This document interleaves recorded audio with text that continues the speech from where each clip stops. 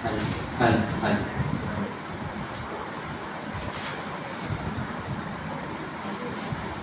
সন্ধ্যা। রানীকুঠি আঙ্গিক প্রযোজিত আজকের শ্রুতি নাটক স্পষ্ট কথায় কষ্ট নাই। মূল গল্প সঞ্জীব কুমার দে, নাটক প্রীতি শেখর, নির্দেশনা সুতপা চক্রবর্তী। আমার একদম ডান দিকে রয়েছেন শ্রী দীপঙ্কর চক্রবর্তী, কৌস্তব রায়চৌধুরী। আমি কৌশিক মুখার্জি। একটি ছোট্ট কথা জানাতেই হয়, রানীকুঠি আঙ্গিকের কর্ণধার শ্রীমতী সুতপা চক্রবর্তী আজ আসতে পারেননি। ওনার একটা অনুষ্ঠান পড়ে গেছে চারু বাসনাতে। উনি এই কারণে আন্তরিক ক্ষমা চেয়েছেন। শুরু করছি আজকের শ্রুতি নাটক স্পষ্ট কথায় কষ্ট নাই।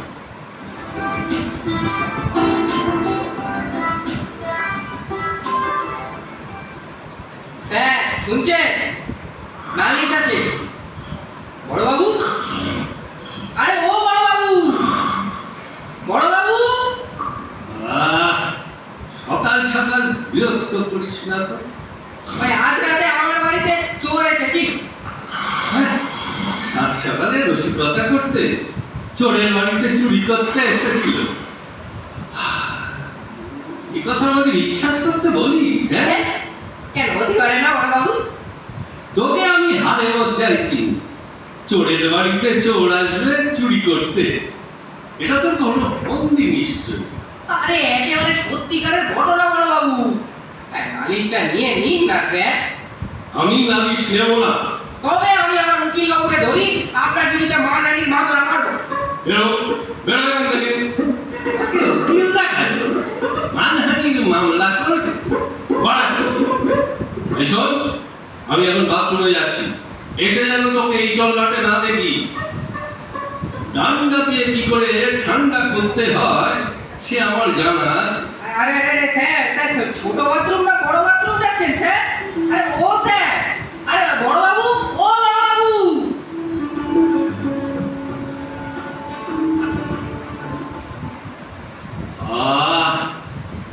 স্বস্তি পেলাম। উফ, বাঁচা গেল। বাপ রে বাপ, এতক্ষণে বিদায় বলো কত ছাড়া। আচ্ছা, রাতের ডিউটিতে যেসব চৌকিদারেরা আছে সবাইকে এক্ষুনি ডাকুন তো, একটা জরুরি মিটিং আছে। হ্যাঁ স্যার, কিছু ইনস্ট্রাকশনস দিতে হবে। ঠিক ঠিক ঠিক ঠিক আছে স্যার, ঠিক আছে। আমি এক্ষুনি ব্যবস্থা করছি স্যার।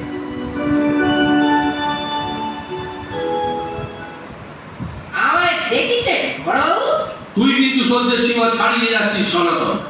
সনাতন, তোর এত বড় স্পর্ধা, তুই চৌকিদারকে চোর চোর বলে তাড়া করেছিস? হ্যাঁ, আমি আরে বুঝতে পারি না একে। হ্যাঁ, আমিও কোনোদিন উগ্রপন্থী বলে ভুল করে তোকে গুলি করে দেবো বলবো, আমি বুঝতে পারি না একে। সনাতন, সনাতন, তুই সেদিন আমাদের চোরের গপ্প শুনিয়ে গেলি, বোঝাতে এলি এই তল্লাটে তাকে কোনো নতুন চোর এসে দিতেছে। আর এখন চুরি করলেই এই যে তোর উপরে দায় বর্তায়, তুই চাইছিস অন্য কোনো চোরের দোহাই দিয়ে সে দায় ছেড়ে ফেলতে। কিরে, এসব পুরনো ফোন দিয়ে আর চলবে না সনাতন। আচ্ছা, তোদের নাকি নিজেদের একটা সংগঠন আছে, আবার তুই নাকি সেই সংগঠনের একজন কেউকেটা। একে একে সভাপতি। বাবা, এই শোন, তোদের নাকি নিয়ম আছে যে একজনের এলাকায় তার অনুমতি ছাড়া অন্য কেউ চুরি করতে ঢুকবে না। একে সবাই তো আর এক সংগঠনের মেম্বার নয় মেজবাবু। বাইরের বাইরের লোকজন তো আছে। আমার মনে হচ্ছে এদেরই কারো কাজ। ওই আমার অপদস্থ করার জন্য বুদ্ধি দিয়ে কেউ এর মধ্যে কারণ এখানে ঢুকাইছে। না না, এটা কিন্তু তোর পক্ষে খুব লজ্জাজনক ব্যাপার। তুই এত বছরের অভিজ্ঞ চৌকস একজন খ্যাতনামা চোর, তোর সামনে যে ভাগ বসাবে কোনো এক অর্বাচীন কেউ, তুই তাকে বাঁকড়ে দেখা। কি করে পাকড়ে দেখাবো বড়বাবু? আরে পাকড়াতে গেলি তো বাইরে বেরোতে হবে, আর তখন আমার বাড়ির জিনিসপত্র সব চুরি হয়ে যাবে। আর যদি বাড়িতে ধরবো বলি প্রত্যেকে বসে থাকি, বাইরে বেরোনো বন্ধ করে, তুমি খাওয়া তোকে আমি চুটিয়ে দেবো। চেষ্টা করে ঠিক কাজে লাগিয়ে দেবো এদিক ওদিক।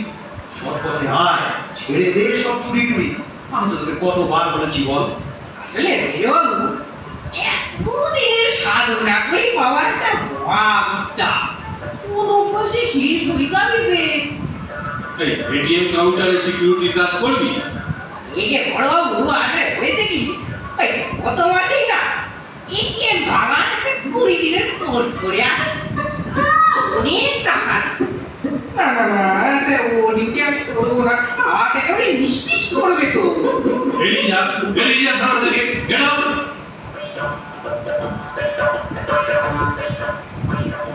এই যে আসুন স্যার, আসুন বসুন। স্যার কিছুক্ষণ আগে ভট্টাচার্য মশাই থানায় এসেছিলেন। কোন ভট্টাচার্য মশাই? কপালী ভট্টাচার্য, হেরম্বপুরের পুরোহিত মশাই। কেন?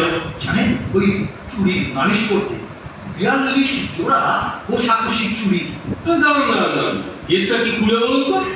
স্যার মানে কি ব্যাপারটা হলো এই যে ভট্টাচার্য মশাই ওই মহালয়ার ভোরে আউটরাম ঘাটে প্রায় 1000 খানের পুণ্যার্থীকে তর্পণ করাবেন।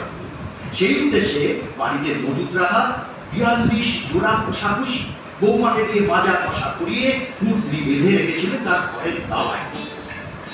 সমস্ত কোষাকুষি একেবারে পুঁটলি শুদ্ধ লোবা, যার বাজার গড় স্যার প্রায় 20,000 টাকা। জানেন এতক্ষণে বোঝা গেল ব্যাপারটা।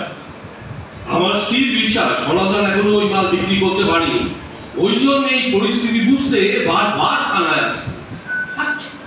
আসছে স্যার, আসুন না স্যার, আসুন। ওকে কিন্তু না কোনো বুঝতে দেওয়া চলবে না যে কেসটা থানায় এসেছে, বুঝলেন? স্যার খুব ভেবে চিনতে কৌশলে সনাতনকে কাজ করতে হবে, বুঝলেন? হ্যাঁ ঠিক আছে, আপনি এখন কেসটা দেখুন তো। Okay sir.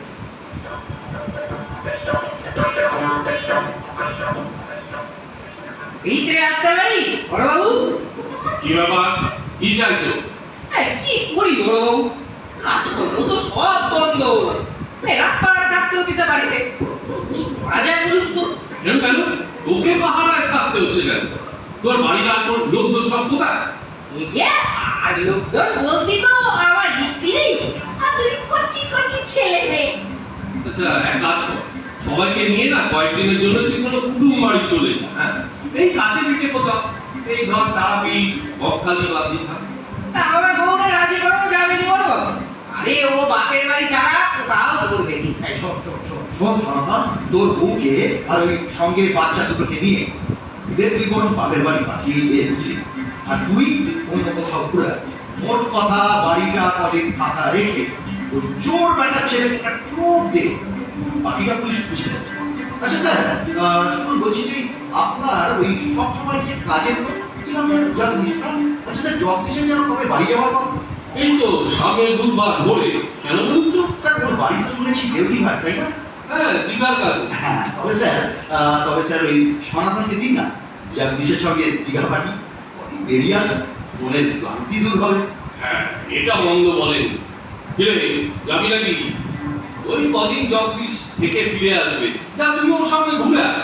দীঘাটা এই সুযোগে দেখাও যাবে তো। আমার বউয়ের সঙ্গে একটু কথা বলতে দেন বড়বাবু, তারপরে আপনাকে সব জানাবো। স্যার বাড়িটা যদি সত্যি ফাঁকা পাই না, ওই নতুন উদয় হওয়া চোরকে করতে আর কতক্ষণ বলুন? ঠিক বলেছে।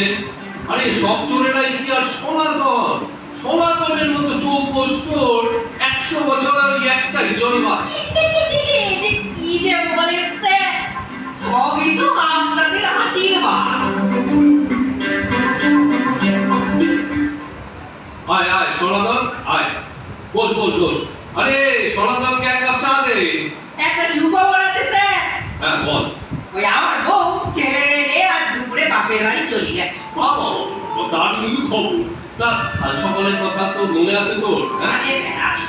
শোন, কাল সকালে হেরম্বপুর স্টেশন থেকে 5টা 20 লোকাল ধরে তোরা হাওড়া পৌঁছে তাম্রলিপ্ত এক্সপ্রেস ধরবি, তারপর একদম দীঘা।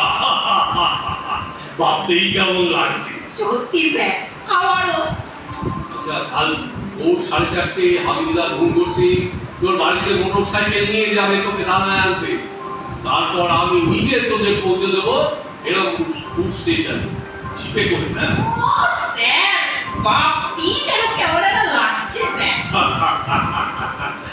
জগদীশের গায়ে গিয়ে কিন্তু কোন রকম বেয়াদবি করবি না, তাতে কিন্তু তোর সম্মান থাকবে না, আমারও থাকবে না, মনে থাকবে। থাকবে স্যার। এই আপনি কি আমার যেমন তেমন মানুষ মনে করেন স্যার? না না না না না, আমি তো তোকে চিনি, তোর একটা নাম আছে, আভিজাত্য আছে, তুই কি আর যে এমন তেমন চোর? আমিও তোকে কথা দিচ্ছি, এরকম করে তুই ছাড়া কোনো চোরকে আমি টিকতে দেবো না। প্রয়োজন হলে নতুন চোরকে আমি গুলি করে মারব। যা যা, এখন কোয়ার্টারে যা, জগদীশের সঙ্গে গপ্প সপ্প করে আয়, যা। আমি কাল ভোর চারটে কিন্তু তোকে ফোন করে ঘুম থেকে তুলে দেবো। হ্যাঁ, ঠিক আছে স্যার, আসি স্যার। পেন না।